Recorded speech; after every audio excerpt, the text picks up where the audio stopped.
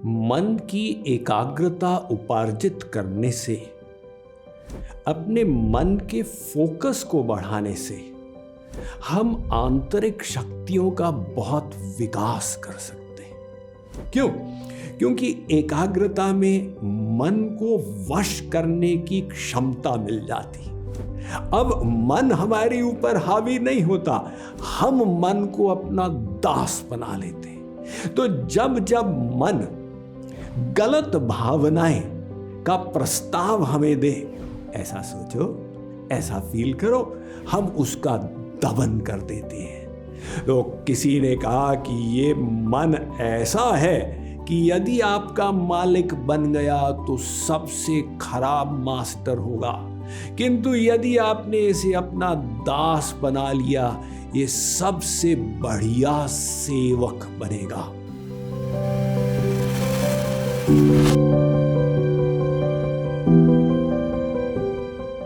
ये फोकस का कितना बड़ा महत्व है। आप देखिए, सूर्य की किरणें सर्वत्र पृथ्वी पर गिरती, उनका कुछ विशेष प्रभाव नहीं पड़ता, लेकिन वही किरणों को जब लेजर की बीम में फोकस करके उपयोग किया जाता है, तो आप देखिए वो लेजर से हीरा यानी डायमंड, विश्व का सबसे सख्त पदार्थ भी काटा जा सकता है, उसमें छेद ड्रिल किए जाते हैं। बताइए वो किरणों में कितनी शक्ति आ गई मात्र फोकस करने से। इसी प्रकार से समुद्र से, तालाब से, नदी से भाप उठती है तो कोई ध्यान नहीं देता, लेकिन उसी भाप को जब स्टीम इंजन में फोकस करके और पिस्टन पर गिराया जाता तो उसमें इतनी पावर आ जाती है कि रेलवे ट्रेन का स्टीम इंजन हजारों टन के लोहे और स्टील को कितनी तेजी से खींचता है। ये फोकस करने की शक्ति। तो हम अपने मन में जब एकाग्रता बढ़ाएंगे, क्या क्या लाभ होंगे। पहला लाभ, ये संसार के कोलाहल से हम अपने मन को ऊपर उठा लेंगे। देखिए, आंधी तूफान में गाड़ी को चलाने में समस्या आती है, क्योंकि वो बूंदें उसकी स्क्रीन पर गिरती हैं। इसलिए प्रत्येक गाड़ी के विंड स्क्रीन पर वाइपर लगे रहते हैं, ताकि उन सबको साफ करके स्पष्ट देख सकें। इसी प्रकार से हमारा मन भी संसार के कोलाहल में फंस जाता है, और अगर हम स्पष्टता से देखना चाहें, सोचना चाहें, तो मन को एकाग्र करना आवश्यक हो जाता है, जैसे एक पेंटर ने किया। रामकृष्ण परमहंस दक्षिणेश्वर में रहते थे। कोलकाता में एक रथ यात्रा में भाग लेने के लिए गए। जब मार्केट पहुंचे, रथ वहां से निकल चुका था। रामकृष्ण परमहंस ने निकट के एक दुकानदार से पूछा, क्यों जी, जगन्नाथ जी की यात्रा यहां से गई है क्या? वो दुकानदार चित्रकार था और चित्र बनाने में तल्लीन था। उसने देखा और कहा, नहीं तो। बगल के दुकानदार ने कहा, तुमने पहचाना नहीं इन्हें? इतने बड़े महात्मा, इनको झूठ बोल रहे हो। अरे भी 2 घंटे पहले यहां से पूरा रथ निकला इतने सारे लोगों के साथ। चित्रकार ने कहा, मैंने तो कुछ देखा नहीं। दूसरे ने कहा, देखा नहीं, सुना तो होगा उनके ढोल मंजीरे कीर्तन को। इसने कहा, मैंने तो कुछ सुना भी नहीं। रामकृष्ण परमहंस को आश्चर्य हुआ। वे वहां पर ध्यान में बैठ गए और उन्होंने अनुभव किया कि ये चित्रकार सही बोल रहा है। तो वे ध्यान से निकले और उसके चरणों में गिरे।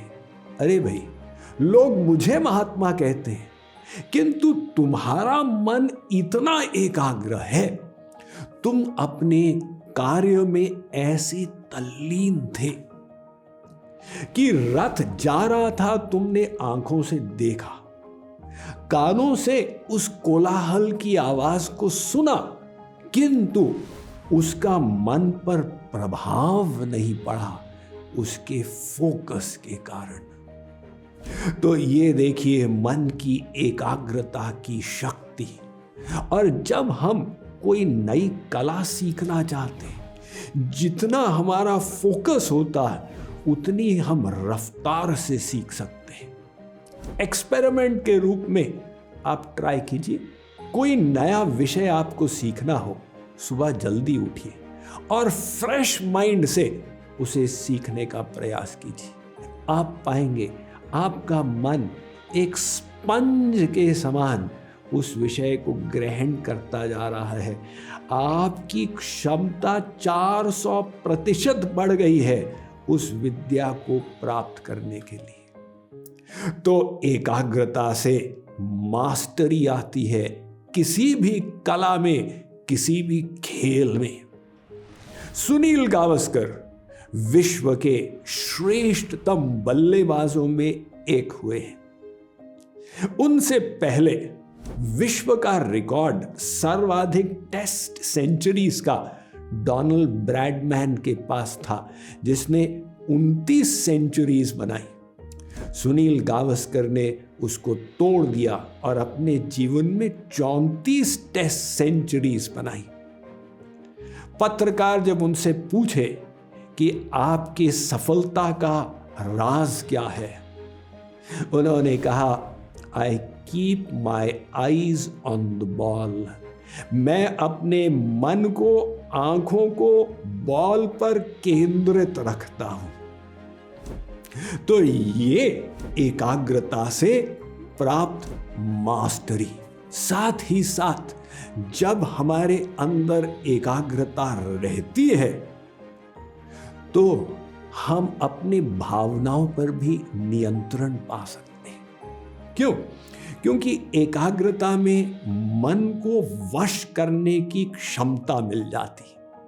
अब मन हमारे ऊपर हावी नहीं होता, हम मन को अपना दास बना लेते हैं। तो जब जब मन गलत भावनाएं का प्रस्ताव हमें दे, ऐसा सोचो, ऐसा फील करो, हम उसका दमन कर देते हैं। तो किसी ने कहा कि ये मन ऐसा है कि यदि आपका मालिक बन गया तो सबसे खराब मास्टर होगा, किंतु यदि आपने इसे अपना दास बना लिया, ये सबसे बढ़िया सेवक बनेगा। और साथ ही साथ समझने की शक्ति भी फोकस से बढ़ती है। जैसे आप ये वीडियो सुन रहे हैं, जितनी आपकी एकाग्रता है श्रवण के समय, उतना गहरा आप उस ज्ञान को ग्रहण कर पाएंगे। अतः फोकस को बढ़ाने के इतने सारे लाभ, तो इस बात को भली भांति समझने के पश्चात स्वाभाविक है ये विचार आएगा कि अपने मन की एकाग्रता को हम कैसे बढ़ाएं। इस पर चर्चा करेंगे कि फोकस्ड थिंकिंग का रहस्य क्या है और उसके साथ ही साथ डिफ्यूज्ड थिंकिंग अथवा क्रिएटिव थिंकिंग कैसे की जाती है, अगली श्रृंखला में।